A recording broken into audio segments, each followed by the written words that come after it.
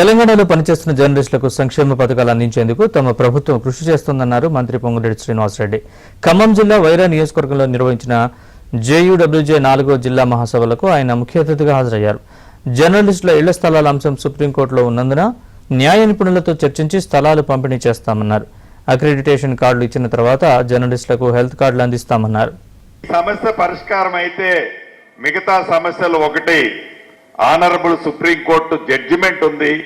దాన్ని నేను పదే పదే చెప్పటం కాదు, కానీ ఇందాక మిత్రులు అడిగినట్టు అక్రిడిటేషన్ కార్డ్స్ సోమవారం కానీ మంగళవారం కానీ 100% మీకు కమ్యూనికేషన్ చేస్తాం.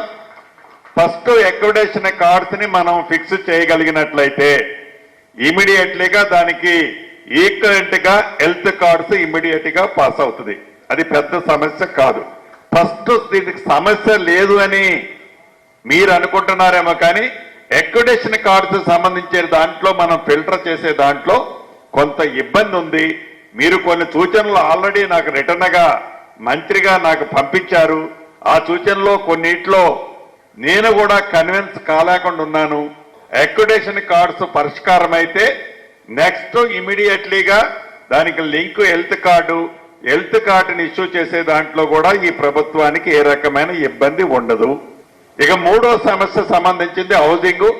దీన్ని మీరు ఫోర్ వాల్స్ మధ్య నేను మాట్లాడాల్సింది, ఎందుకంటే బాధ్యతాయుతమైన స్థానంలో ఉండి ఒక న్యాయస్థానం ఇచ్చిన దాన్ని ధిక్కరించి నేను